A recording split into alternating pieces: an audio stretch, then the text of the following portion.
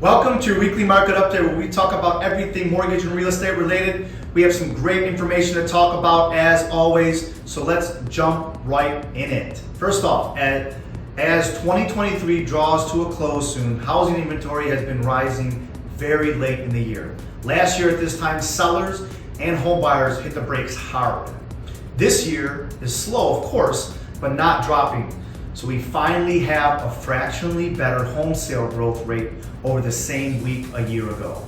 There are 567 single-family homes on the market, which is unchanged from last week. Please remember what we talked about when it comes to inflation.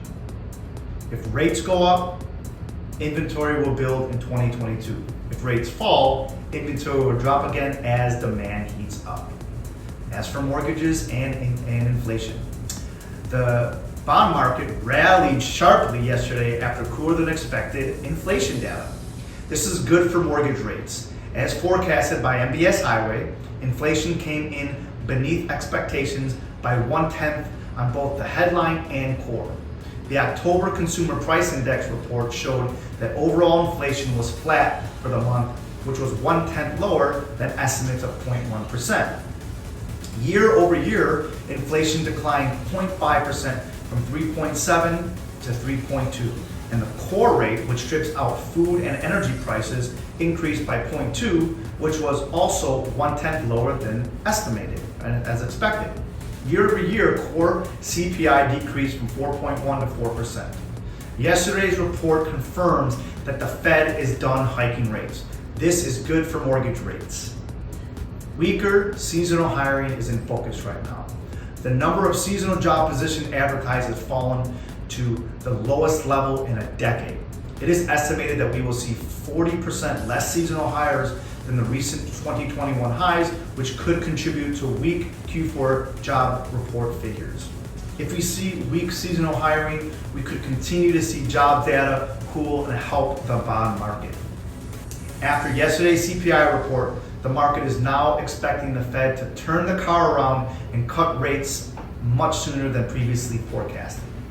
Of course, the market does not have to be right, but look at what the Fed future markets are now predicting. January, odds of a hike went from 30% to a 2% chance of a cut. In March, odds of a hike went from 14% to a 33% chance of a cut. And in May, the odds are over 50% of a cut at 85%, and that was previously June's number. In June, now have 100% price in cut, and that was previously in July as well. December, there are now 4 price cuts predicted, and before it was 3.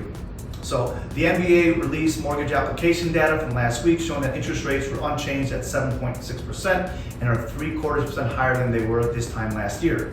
Purchases rose 3% last week after rising 3% the previous week, but they are still down 12% year over year. The decline in mortgage rates this week won't be reflective until next week and will likely result in more application activity. With more activity and demand, we will need more inventory to keep up with the demand. If not, we could see more bidding wars and multiple offers as mortgage rates decline.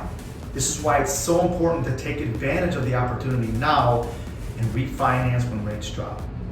Thank you so much for watching. This is a lot of great information. I'm excited about the rate drop, and we'll talk soon. Bye.